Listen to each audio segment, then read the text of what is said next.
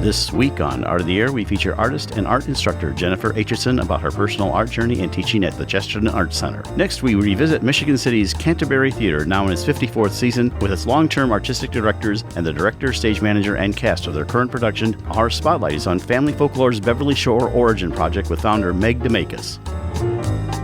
Express yourself through art and show the world your heart. Express yourself through art and show the world your heart. You're in the know with Esther and Larry. Art on the air today. Stay in the know with Larry and Esther. Art on the air our way. Express yourself through art and show the world your heart. Express yourself through art and show the world your heart. Welcome. You're listening to Art on the Air on Lakeshore Public Radio, 89.1 FM and WVLP 103.1 FM, our weekly program covering the arts and arts events throughout Northwest Indiana and beyond. I'm Larry Breckner of New Perspectives Photography, right alongside here with Esther Golden of The Nest in Michigan City. Aloha, everyone. We're your hosts for Art on the Air. Art on the Air is supported by an Indiana Arts Commission Arts Project Grant through South Shore Arts and the National Endowment for the Arts. Art on the Air is heard Friday at 11 a.m. and Monday at 5 p.m. on WVLP 103.1 FM, streaming at WVLP.org, and every Sunday at 7 p.m. on Lakeshore Public Radio 89.1 FM, also streaming live at lakeshorepublicradio.org, and is available on Lakeshore Public Radio's website as a podcast. Our spotlight interviews are also heard Wednesdays on Lakeshore Public Radio. Information about Art on the Air is available on our website, breck.com/AOTA. That includes a complete show archive, spotlight interviews, plus our shows are available on multiple podcast platforms, including NPR One. Please like us on Facebook, Art on the Air, WVLP, for more information about upcoming shows and interviews. And we'd like to welcome to Art on the Air Spotlight. She's got a new project from Family Folklore Foundation. We're going to learn all about Beverly Shores and things going on there. And she's bringing it to us again. Meg Demakas, welcome to Art on the Air Spotlight. Hello, Hi, nice Meg. for having me. Nice for having me. This is really a family project, isn't it? Like a continuing of a family project. Yes, it is. It certainly is. And, it's just calls from my roots. My brother did a project about the World's Fair 1933 homes that came from Chicago over to Beverly Shores. And he wrote this book, which is available. I know that it's available at the Beverly Shores gift shop. But it's so... It's called the Relocation of the Century of Progress exhibit buildings, right, to Beverly Shores. Right. And it's so, part of an Indiana Historical Society project that he did. But his original inspiration, I think I read, was your father got him interested in the homes. Can you talk? So were you involved in that conversation? I picture them sitting on the dunes, and just looking out, looking at the houses, looking out. Well, and it turns out that my mother's grandfather was an architect in Beatrix, Nebraska. He designed like 75 buildings. And my brother was a landscape architect. So I think it might be in the blood. But my interest is, I just have always liked home, and so this is kind of a project about coming home. The people that are in my group will be doing things, talking about where their home is, and then we'll go into the modernization of America's homes, thanks to the project, the World's Fair at 1933. Tell us real briefly about how the homes came from the World's Fair in 1933. Just a real thumbnail sketch in case our audience doesn't know. Okay. Well, there was actually quite a few that came over, and I'm still learning. There was probably more than 20 that actually came over. Most of them came by truck, but about 4 of them came on a boat pulled by a tugboat. And the heaviest one weighed more than the space shuttle. So we're talking heavy. And they were coming over to the sand to be, and it was an attempt to give good advertisement to Beverly Shores for a realtor, Bartlett Realty. They were the biggest real estate office in Chicago. And they spent millions making this happen. Unfortunately, the Depression hit. And so things got stymied a little bit. But I found a lot of photos that show them en route.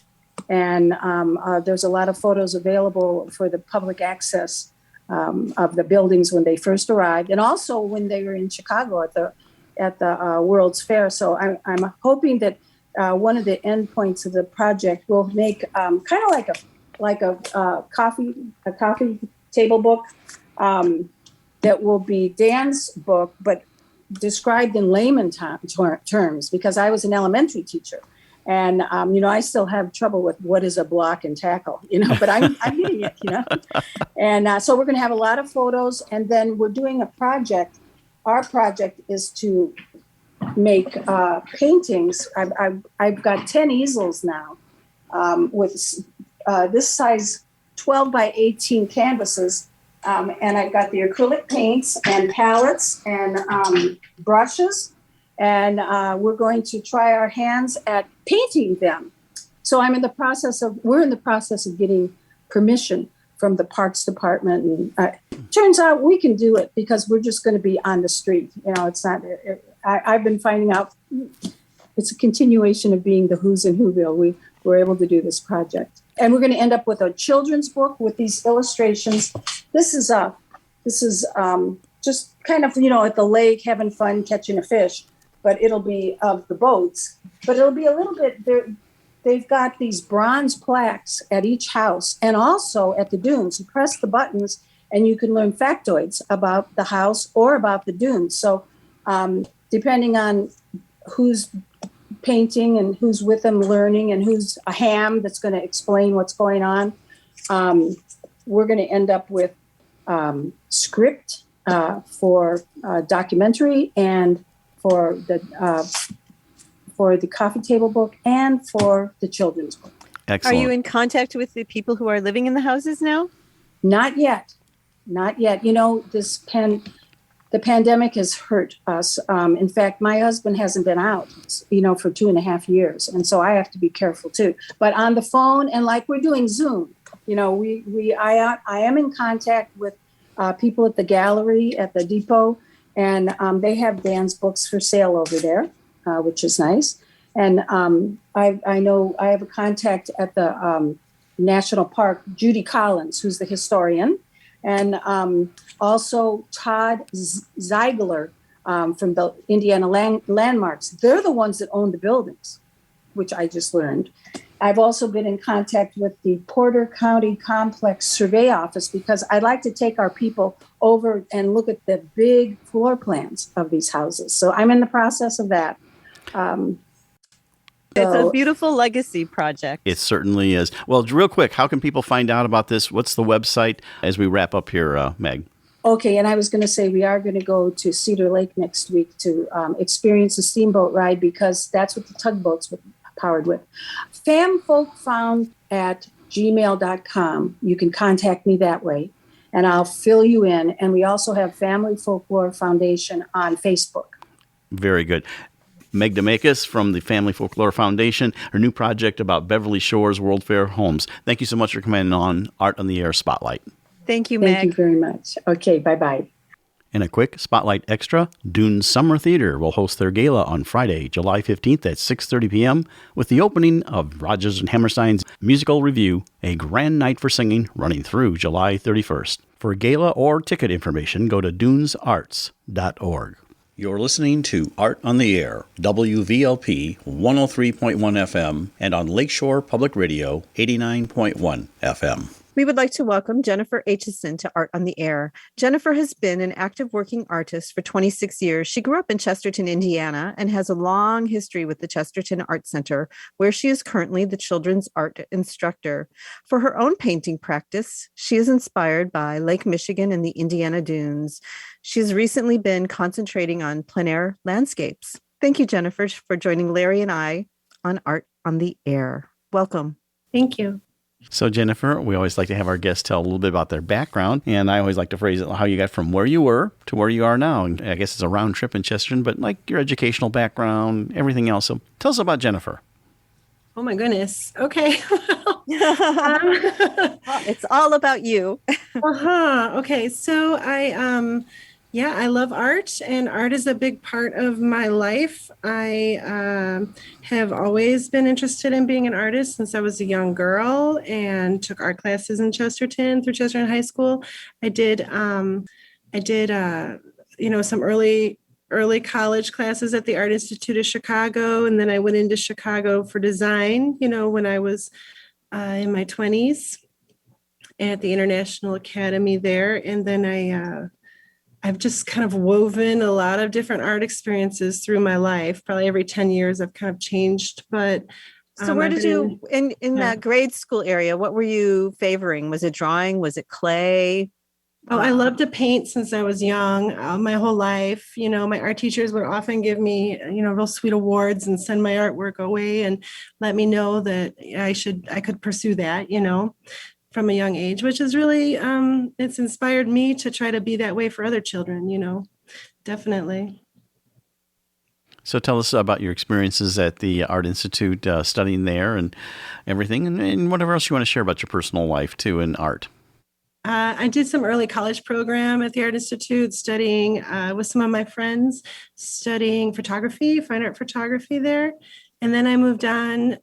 After there, I went to the International Academy of Design in Chicago and studied interior design. It kind of just turned into I love interior design because it's like a giant sculptural piece of artwork in a room. The whole room is your space, but it honestly turned into painting again. And I ended up being a faux finish and mural artist. And for 10 years, 12 years. And I really enjoyed painting giant things on people's walls. So I was getting to paint large. And I did that until I had my child. So it was a very physical job. So I enjoyed that for a long time, but then I decided to work smaller. So, and you said that like every 10 years you go through like a metamorphosis sort of. So so it started out with painting, but it seems like painting is sort of an ongoing theme. So Yeah. What are some of the other things you added in those 10-year increments? Well, after we had our son, I moved on to working graphic design. And so I was illustrating cards and wedding invitations and wedding place cards and things like that. And they were all based on my illustrations and paintings of, natural things like flowers and leaves and natural elements. And I had a business doing that throughout my child's, most of his elementary school years for about 10 years. I feel like it's important to me to balance being a mom, a hands-on mom, and, being a wife and also being an artist and, trying to figure out ways to use that to pull in income as well, So I'm always kind of focused on those three things coming together. And wouldn't it be great if I also could be an artist while doing that, Mm-hmm. So really, I've kind of been focused on the balance, my whole life. And when we switched to having my child home with me, it was really kind of amazing that I could be on my computer and home with my son and making art for people all over the world for their very special, weddings and showers and, special moments, baby showers, things in their lives that were important. And so I felt really grateful to be able to do that. So your husband's also an artist, right? A graphic designer? Yes, he is. Yeah, he's been an artist our whole married lives as well. So he usually has like the out of the house job. So he right now has been working on animations. He's working for a big candy company, and so he gets to do a lot of cool in-house work there, which is really awesome for him. And he really enjoys it. He loves his job. And he's also, through our whole marriage, he's done side work, and we've kind of partnered up on that. So we see our work all over town, and a lot of restaurants and businesses, and it sounds like a very sweet dynamic. Yeah, we've loved our side work together that we've done over the last, we'll be married 20 years this year. So over the last 20 years, we've definitely worked together on murals and logos. I can't even tell you how many logos are on big signs in Chesterton that we worked on. So it's pretty fun to have that going on together. Can you talk about any of them? Which would I be familiar with? Like recently, because he like Doolin Pizza, he recently redid their work for them. And of course, he also has been employed delivering pizzas there at a younger age, like many people in Chesterton. So that's one of my favorites that I can talk about from around town. I know that I'm trying to think. Well, let's ask you about you had an Etsy shop for a long time. Tell us about the work that you had up there and how did that work? Oh, so I had an Etsy shop right when Etsy was starting. I was staying home with our son and Etsy was just starting up and it was pretty fun. I just jumped right into it and it seemed like this, I put a few things up and then just to see what people would buy and it just kind of drew into the illustrations and the people needed things for weddings and parties. So that was pretty easy. I had 2 shops for about 10 years and I also had a fine art photography shop and got to be in a world group of women who were female photographers, the female photographers of Etsy. And, they did a self-published book and it was a lot of fun. We had challenges every week. And that was really, I think of my son being a baby when we were doing that all the time, walking those trails so slowly and taking pictures. But I had 2 shops going simultaneously and I would work at nighttime, and, get up early in the morning to do watercolor illustrations. And for a long time, it was a nice, little bonus income. It was really nice to have that and to still have a lot of freedom and flexibility to own your own business, So did the challenge, I think that you did the challenge during COVID as well, like the 30-day painting challenges and all those.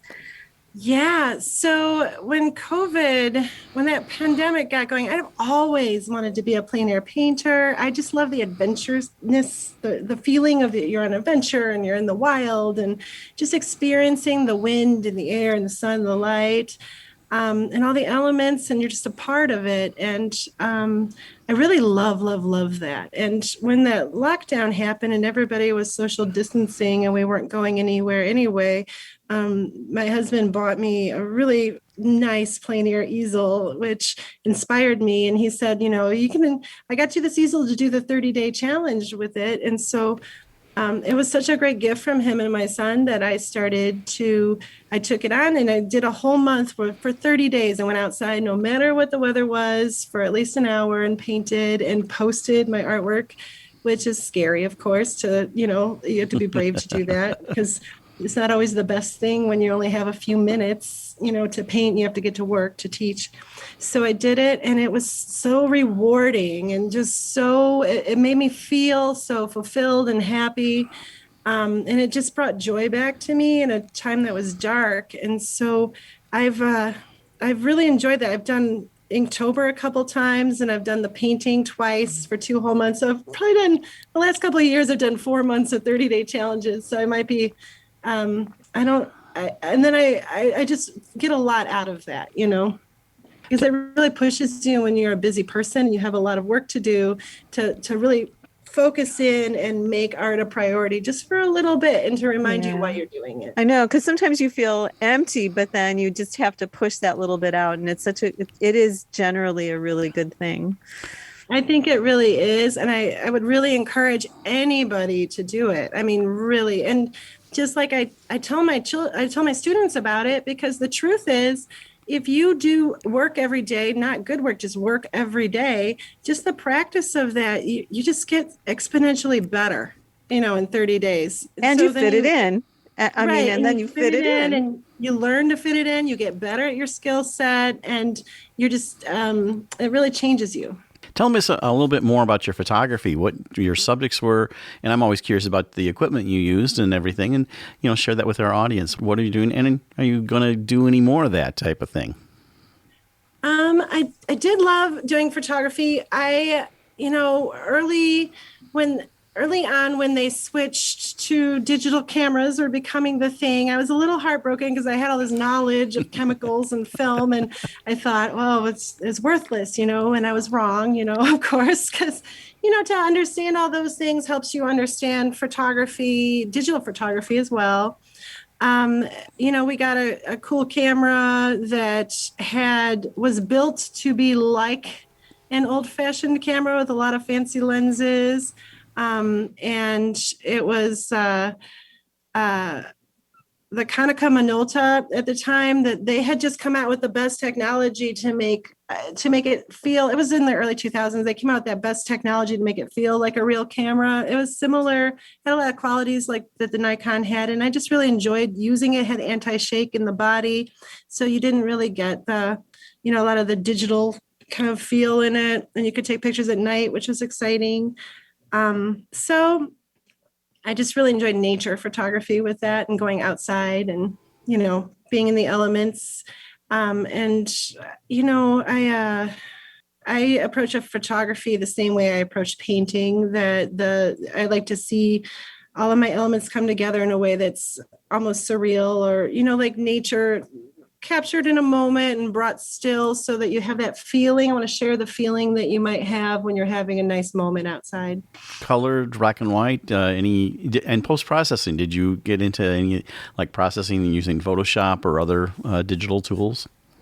Yeah, my preference is to use it as little as possible, but I am really good at it.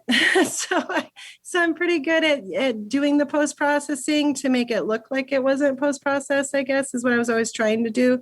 But I did enjoy also doing some artsy effects sometimes, but mostly I think because I was raised on film, it was always a fun thing. The photography part has always been fun for me, whereas, doing illustrations and graphic design and teaching and painting and decorating houses have always been income.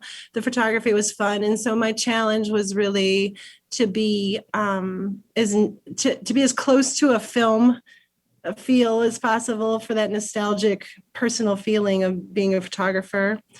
And I did get, like I said, it was fun. I got to work with some other cool people, and, people bought my pieces from around the world, which felt really nice. They would put my artwork on their wall, and, I think I sent one to Africa. The person had been from Indiana, and it just meant a lot, Yes. So now you touched on COVID and how it kind of impacted you personally, but we want to move into the other part of art that you do. You teach art. First of all, just tell about that in general, but then also you had the challenge of teaching art at the Chesterton Art Center with COVID. So tell us about the classes that you have there and everything, and then how COVID was, you got a new way to do that. Yes. Through COVID, when the day that they closed down everything, everything closed down pretty suddenly. And I was sitting there with a classroom full of half-done projects, and it was pretty amazing. I teach at the Chesterton Art Center. I teach, 4 days a week, an after-school program. I teach kids from 4 years old through 16 years old through high school. Several different age groups, and I have an after-school program there that's so amazing, that runs from September through May, and then we have a big art show at the end, that we put together, and it gets to be in the real gallery at the Chesterton Art Center, and the children get to see their work on display, and it's just a wonderful, wonderful, wonderful program. And it's a monthly program, so kids can sign up for 1 month at a time, but many, many, many stay for many months or the whole year, and we just build our skills throughout the year. Now, in the summertime, we switch over to camps. So I'm right in the middle of camps right now, where they come 4 days a week, and for longer, so there were 2 camps today, for 2.5 hours each. And we're doing Star Wars this week, which is really fun. Excellent. Yes, it's really fun. So those camps, there'll be 3 more camps after this, 3 more weeks of camps after this. And then, at the end of camps, we, roll back into after school. Of course, the Art Center has other awesome classes for children as well with other teachers. And during Yeah, you had to adapt to teaching during COVID, and Yes. you couldn't. Everything shut down. You couldn't have them in person, and you, like I said, you were in the middle of a class and shut down. But how did you approach it, and what did you do successfully to make that work for the children? Well, it was pretty awesome. At first it was a little devastating. We're done. We're not there. We kept thinking we were going back and we weren't. My husband was sent home the same day that all the schools were sent home. I was sent home. My husband hasn't even gone back yet, so life has definitely changed, and it was amazing because, Wendy and Chris brought up to me, like, maybe at the Chesterton Art Center, would you be interested in learning to teach online? And I got pretty excited about that because I felt like there was an opportunity there to make a difference and to continue a type of work and to be connected and to help children connect. And it was overwhelmingly just a really positive experience. It was very satisfying. I found it to be very satisfying. I had a very good connection with the students online, I felt. Mm-hmm. Yeah, I even find, like, sometimes I love in person far more, but sometimes I miss being able to draw right on the screen while they're all staring at me, and how effective that was at learning to do certain things with art. It was easier to teach art history. They were definitely all listening a little more intently online to art history than they would in the classroom. And when it started, and I switched over, it was, I felt intimidated, but it was immediately pushed aside by just how much the kids wanted it. They really wanted that connection. And, it ended up being that I was having just as many classes as I do now. And they were coming and going, like, every day. They were sharing, oh, I can't, I'm home, I'm quarantined, I can't go back for 2 weeks, or my teacher has COVID and they shut down the class, or we thought we were there and now we're out, or I have COVID and I'm sick, and all these children. But this was consistency for them, because no matter what, we were running our class and we were there with them. And it felt so good. It was so satisfying, like you said. Yeah, very much so. We ended up with kids, from Chicago, from the city, from Lafayette, Indianapolis, Michigan. It was, and here we're this little town, Chesterton, with our tiny little art center. And it was pretty cool that we could reach out. Any chances of that continuing, maybe while you're teaching in person, maybe offering online classes for the outreach That's asking beyond? so much of her. No, I know. She's already doing so much. That would be like over the edge. Yeah, but it's still. Well, it is, if there was another situation like that where, you can make a huge difference and it would be fulfilling, then it would be up for consideration. But of course, when I will say this about a classroom, and like, I think what's different is that when you're in a classroom, those children are all focused on each other while they're listening to you. And when you're in a Zoom class, they're looking at you, you're the center. And I really love that. I like to be behind the children, not in front of the children, is what I kind of say. Like, I like to walk around while they're working and kind of help them along their way, but put them on their path. And it was more difficult to do that with a Zoom, to have them all focused on you, and what you're saying, I'm a behind the scenes builder, I guess. Anything you're looking forward to, classes that you want to teach that you haven't actually had a chance to do, now that you're kind of back into a normal teaching routine, something that you're like to share? I just really love working with the kids in person. I love working with all the different age groups and being inspired by them. When I usually have a loose idea of what I'm going to teach for the month that really is more focused on a skill set that I want to make sure they get. But I really love to let them sort of inspire the curriculum a little bit. And I don't just do that by following their lead, So I usually have a plan in place, like we're going to talk about the Star Wars, we're doing Star Wars, that's happening. And I have a couple of really good projects in mind.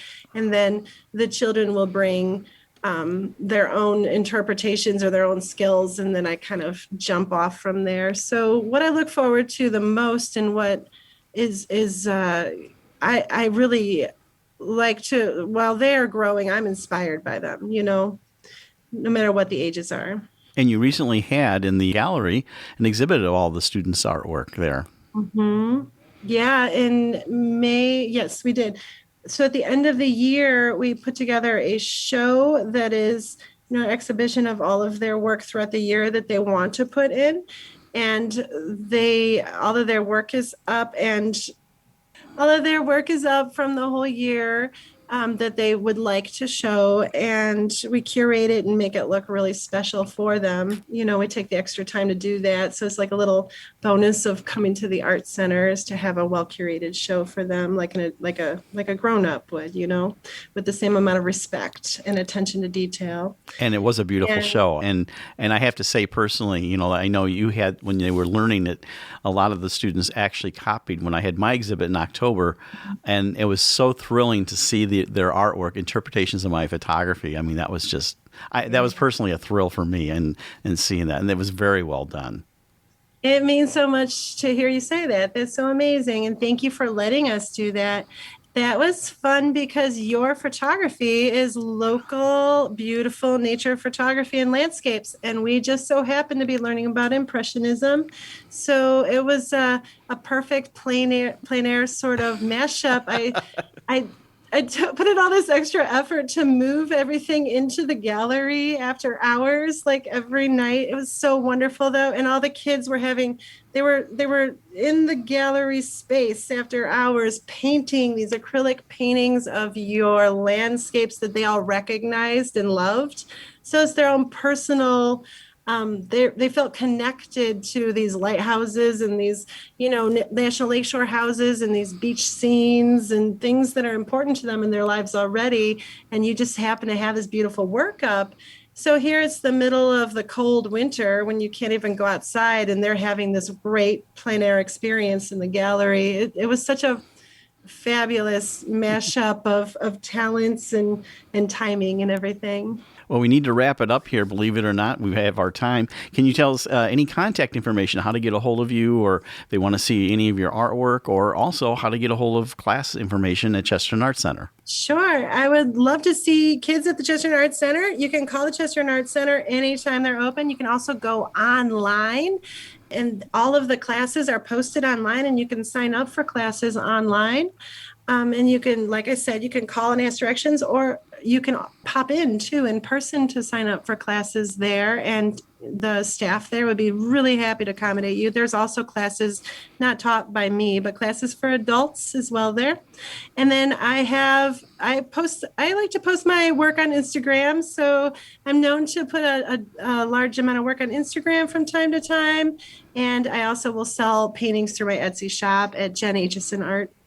Very good. Well, Jen Aitchison, thank you so much for coming on Art in the Air and sharing your whole art journey and teaching experience. Really appreciate it. And we'll have a link, of course, on our website with your picture that will take you to one of those places.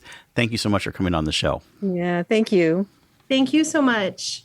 You're listening to Art on the Air, WVLP 103.1 FM, and on Lakeshore Public Radio 89.1 FM.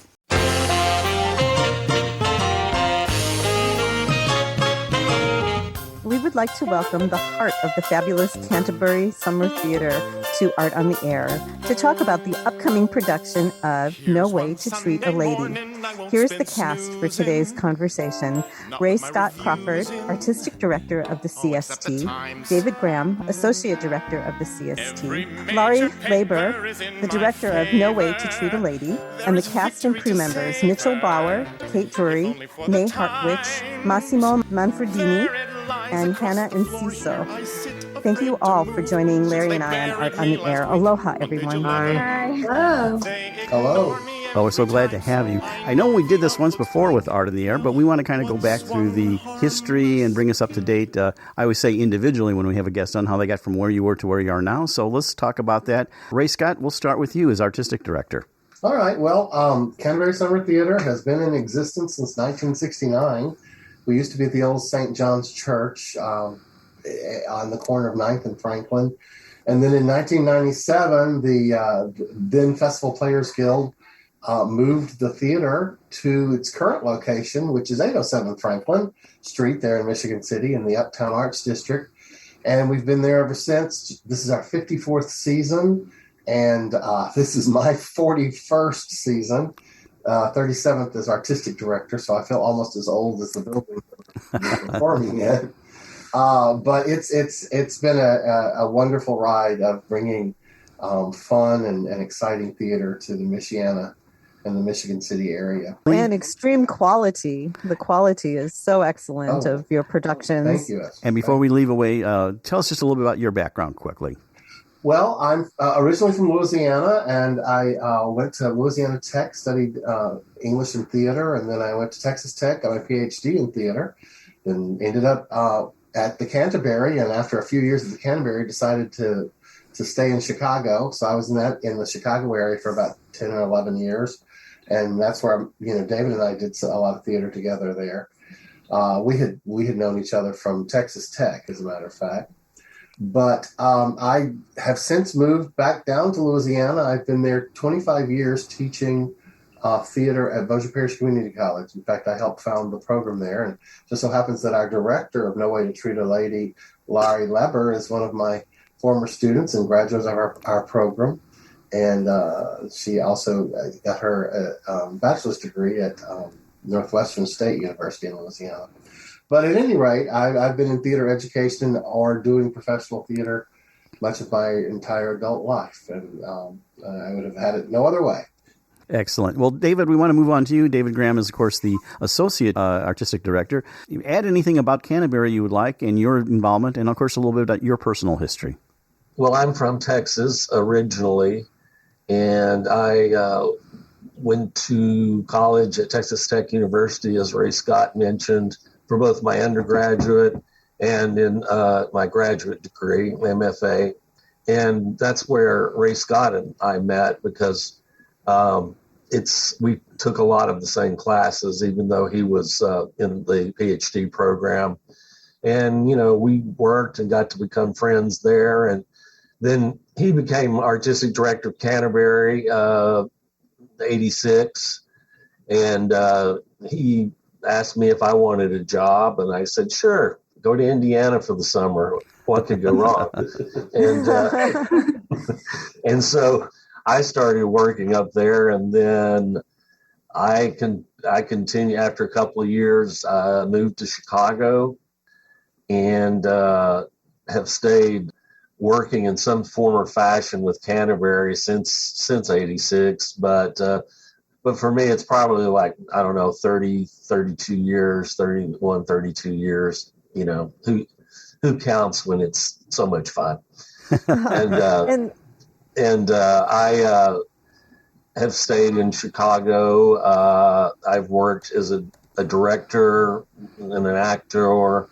I'm a playwright. I've got a couple of books of my work on Amazon, if anybody's interested. And have just continued. About 8 or 9 years ago, I became associate artistic director. I've been working with Ray Scott, ever since. And it's been a great, long but wonderful ride. And it continues to pay dividends for me. Well, thank you, David. So Laurie, in your university time, did you start out in theater? So I was actually kind of the kid that grew up in a playpen backstage. My mom, quite literally, my mom did costuming at Bipsy with Ray Scott. And so I was immersed in theater since a young age and would sit in the front row and just stare in amazement. So that's really how I got started. And then, and then I just kept getting degrees in theater because I wanted more and more and more. Oh, that's so beautiful. Tell us a little bit more about your background, though, growing up, where you were and everything like that. So I born and raised Shreveport, Louisiana. I am currently actually a high school teacher. I teach English at Captain Shreve High School in Shreveport, Louisiana. And every moment I'm trying to find ways to plug into theater ever since the pandemic, when the industry kind of went under. I was like, well, what do I do now? So I started teaching, and that is a performance in itself. And I also help run the theater program at the school. But really, I'm just a 27-year-old trying to do theater any chance she can get. That's excellent. Well, Hannah, we'll move on to you. She's the prop mistress and involved with many levels of the show. You can tell us first about your origin story, how you got from where you were to right now, and then your involvement with Canterbury before we move on to the wonderful cast. So I also grew up doing theater ever since I was like 10 years old. I was participating in community theater, and then I was participating in high school theater. So I grew up in Romeo, Michigan doing that, and then I moved to Ohio to get my BA in theater at Ohio Northern University. And so every summer, we're all trying to get summer stock jobs. And so I found Canterbury online, and I got connected with Ray Scott and with David. And schedules didn't work out with me getting cast in any of the shows, but they offered me technical position as a props master and the stage manager for Streakin'. And so I was really excited to do that because technical theater is something that I've discovered that I love doing. And so I feel like I've really been able to grow doing that here at Canterbury. And then it's also allowed me to, kind of step into the position of assistant company manager as well. So it's been a really good time. So we have some of the cast members here. I'm going to let Esther introduce them, and we'll have just briefly tell us a little bit about each one of your involvement, your origin story and everything. So I'll just let all of you decide who wants to go. So who goes first? Yeah. Hi, I'm May, and I am originally from Massachusetts. I grew up in a small town, and I did theater since I was about 10, in the community productions. And that just kind of led me to want to pursue theater as a degree. So I went to the University of New Hampshire and got my BA in theater. And then I moved out here actually during the pandemic in 2020. My fiance and I packed up our stuff from New Hampshire and we moved out here. So that was kind of a wild ride in itself. But then I've just been working in the area ever since then. And right before this, I finished up a touring production of The Wizard of Oz. And then I was looking for something to do with my summer. So I auditioned for Canterbury and found myself here. And it's been really great ever since. Next. I'm Kate Drury. I'm from Nashville, Tennessee. And I started doing theater again when I was a kid, and I just kind of got bit by the bug. So that led to me going to Northern Illinois University to get my BFA, where I currently am. And since that's kind of in the Chicagoland area, that was sort of how I first heard about Canterbury and how I came to auditioning for them for the summer stock program. And now here I am. And our next cast member. Hi, my name is Massimo Manfredini, and I'm from Chicago, Illinois. I've been doing theater since I was about 6 in smaller plays and musicals, and I really started to get into it more when I joined a community theater near my home, and that's what really sparked in me that I wanted to pursue theater as a career. So I am currently a music theater major at Carthage College in Kenosha, Wisconsin. I'm going into my senior year. And I was researching jobs this summer, and I found Canterbury, and I did the Zoom audition from campus, and I got the job, and it's been a wonderful experience so far, and I'm really looking forward to the rest of the shows we do here. Very good. And our final cast member. Hi, I'm Mitchell Bauer. I mainly did choir when I was little, and then I decided to do acting in 7th and 8th grade. Did all high school productions for the musicals, and then went on to Sam Houston State University for a BFA in acting. And of course, I also took private voice lessons and dance classes and all that. I was a part of the Next Step program thing for the KCA-CTF festival. And Tell our audience what that is. oh, that's like there's like a whole theater festival for like Texas and other places that are just kind of like out of, like, I guess not too big of a theater community, but like has options to go out and audition for other places that are outside the state. And so then I got called back for Canterbury, and then I came down here just to do my first professional gig, and it's been great. You're listening to Art on the Air, WVLP 103.1 FM, and on Lakeshore Public Radio 89.1 FM. Excellent. You know, one thing that came up here, and I'm going to either Ray Scott or David can take it, is it sounds like you had auditions online. So tell us about that process, and then maybe some of the actors can respond to how that is to be on the other side. And Larry, you can chime in on that because I'm sure you watched the auditions also. I'll start. The next step auditions that he mentioned are through the Kennedy Center American College Theater Festival. And Region 6 is the Southwest region, and that's Texas, Louisiana, Arkansas, Oklahoma, New Mexico. Those bring together a group of auditions and producers from all over the place, all over the country, really. So students like Mitchell have an opportunity to audition online. In that case, they'll probably be live again this coming year. I'm hoping that they will be. The other thing, and I'll let David talk about this. So we also had auditions in the Chicago area. I say the Chicago area, but they were online. David, tell them about those auditions. Well, we usually, for years, have had a set of auditions in Chicago specifically for Canterbury, and it always had a really good response. But then, we would get people from the area in Chicago and maybe other states. But because of the pandemic, we did not feel comfortable doing it. And again, this year, we just decided that it would be best to just to go to Zoom. But when we went to Zoom, the audition notice really opened up to a lot more people across the country. So it actually worked out that we got to see people we probably would not have had we just had physical auditions in Chicago. So it worked out well in our favor. Yeah, but along with that, David, you and Ray Scott, it's sort of a testament to your level of excellence that you draw these actors from all over the country to come to Michigan City. I mean, you're a big component of that, both of you. Well, that's very nice of you to say.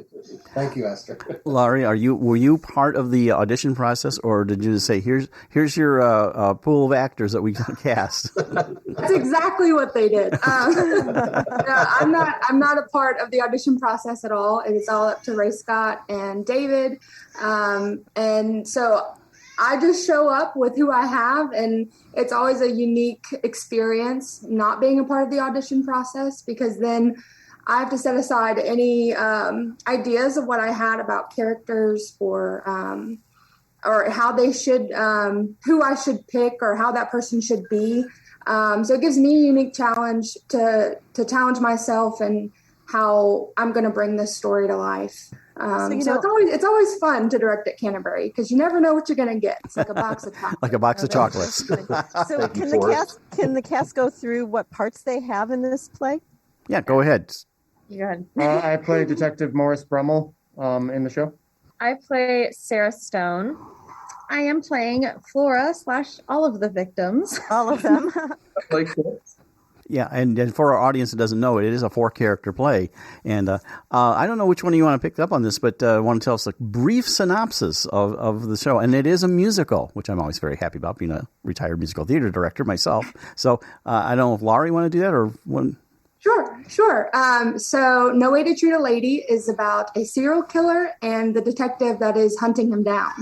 And it's set in the 1970s in the summer, New York City. It's a thriller, mystery, rom-com all wrapped into one. So there's something for everyone. But yeah, so the detective and the serial killer have a strange dynamic. They talk to each other on the phone as they're trying to hunt down the killer. And it's based off of the Boston Strangler in the 1960s.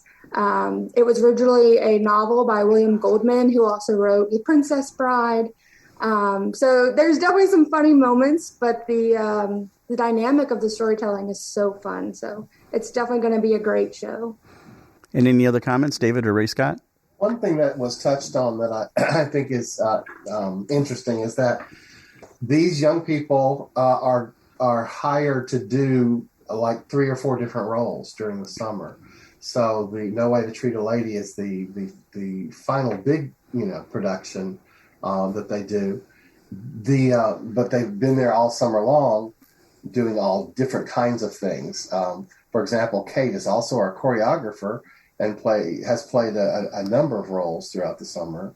Other people have other responsibilities, but as Laurie said, she was not included in the casting process, but at the same time, really, neither were the directors that weren't me or David. So it's kind of hard to get your say in a situation like that when you have to form a company that can play, be appropriate for all of the shows. Yeah, but I have to step in here and give major kudos to Ray Scott, who has final say on casting. And he has put together these companies of a set number of actors to play, anywhere from 4, we used to go to 6 shows. And he's the one that finally decides this person's going to fit into these particular slots. And he is always, since I've been there, has always done an excellent job of looking at that big picture and putting everybody in the proper place. It's pretty magical, really, how he does it. Hannah, back to you. You have to get props for a show that's now set in like the 1960s and everything. And you also do company managing. So tell us a little bit about what you're doing and, wrangling actors and props and all that type of thing. Did you also do stage managing? Yes. So I stage managed the show we have going on right now, Streaking Through the 70s. This is the last week of that show. But yeah, otherwise, I'm just usually running around down here in this basement, rifling through props. We're actually very fortunate to have a lot of props that fit the 70s and 60s eras. So the shows that we've been doing so far haven't been too hard to find things like that for. And then when it comes to things like assistant company manager, it's usually just like fine details things like I have to make sure that, the proper lights are turned off or on, keeping track of, if there's cleaning supplies that we're missing out on. And just in general, if our company manager is, not there at the moment or it's something that I'm there to handle, wrangling actors, communicating with actors. I've been doing a lot of that, when it comes to things like this, giving people times, places to be, just being her right-hand man as assistant company manager. So does good. The cast also do all the all the staging, the sets rather, is what I'm trying to say, sets and costuming? How does all that come together?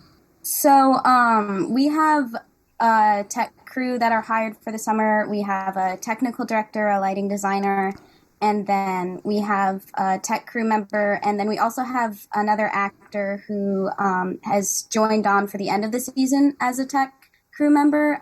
And so we also have a costume designer, and so they take the major roles in, costumes, set design, lighting design, but anytime that they're needed, actors can be called in to help with things like that. They always help with strike. And that usually will lead into setting up for the next show. So then actors will also be there to help put up, basic pieces of set for the next show if needed. It's really just all hands in whenever we need it. And just so our audience understands, strike doesn't mean that they're going on strike. That means taking down the set. I remember sometimes years ago, my quick story is, I remember that for a school production, and I said, strike, da-da-da. They made the announcement, and this was at the school system. They thought the people were going on strike. So wasn't the case. So real quick, one of the actors, tell us about what you're looking forward to. We've got about 2 minutes left here, but, things you're looking forward to after the production. Yeah. Okay. Honestly, I'm just, I think I'm most looking forward to this process is so fast that it really kind of feels like a theater boot camp because it's like you're putting on these shows, but you're learning so much as you're doing them. And for me, this is my first outside of college professional job. So to learn how professional theater companies do things like strike and music rehearsals and staging rehearsals has just been some really valuable knowledge. And getting to work with actors who I had never met until this summer has been really fun and really just educational. So, yeah. Well, we have just about a minute left. We want to know the show dates, where you're located, how people can find you online, phone numbers, and, of course, all that. So whoever wants to take that, either Ray Scott or David, or... The show, No Way to Treat a Lady, will be running from July 20th through the 30th at Canterbury Theater, 807 Franklin. Our show times are 2 p.m. Wednesdays and Thursdays, Friday nights at 7:30, Saturdays at 6:30. You can find us online at canterburytheater.org. You can find us on our Facebook page, Canterbury Summer Theater. Our phone number is 219-874-4269, 24-hour messaging service. And come out and see us. It's going to be a great show. Well, we thank you for coming on Art in the Air from Canterbury Theater, 807 Franklin Street, and you can find them online, canterburytheater.org. No Way to Treat a Lady, 2 men, 2 females are part of that. It's a Douglas Cohen production. It'll be running July 20th through July 30th, right there on Franklin Street. Thank you so much for coming on Art in the Air, all of you. Thank you, everyone. Thank you. Thank you.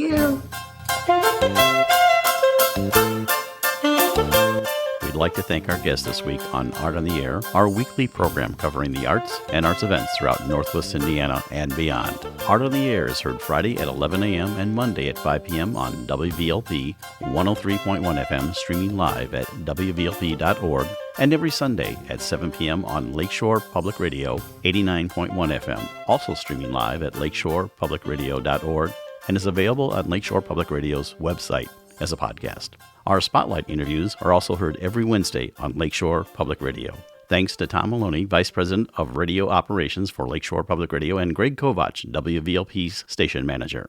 Our theme music is by Billy Foster with a vocal by Renee Foster. Art in the Air is supported by an Indiana Arts Commission Arts Project Grant through South Shore Arts and the National Endowment for the Arts. We would like to thank our current supporters and underwriters, which include Regional Art Patron Mary Levan and Walt Bredinger of Paragon Investments. So we may continue to bring you Art on the Air. We rely on you, our listeners and underwriters, for ongoing financial support. If you're looking to support Art on the Air, we have information on our website at breck.com/AOTA, where you can find out how to become a supporter or underwriter of our program in whatever amount you are able. And like I say every week, don't give till it hurts. Give till it feels good. You'll feel so good about supporting Art on the Air. If you're interested in being a guest or sending us information about your arts-related event or exhibit, please email us at aota@breck.com. That's aota@breck.com, or contact us through our Facebook page. Your hosts were Larry Breckner and Esther Golden, and we invite you back next week for another episode of Art on the Air. Aloha, everyone. Have a splendid week. Express yourself through art and show the world your heart. Express yourself through art and show the world your heart. You're in the know with Esther and Larry. Art on the Air today. Stay in the know with Larry and Esther. Art on the Air our way. Express yourself through art and show the world your heart. Express yourself through art and show the world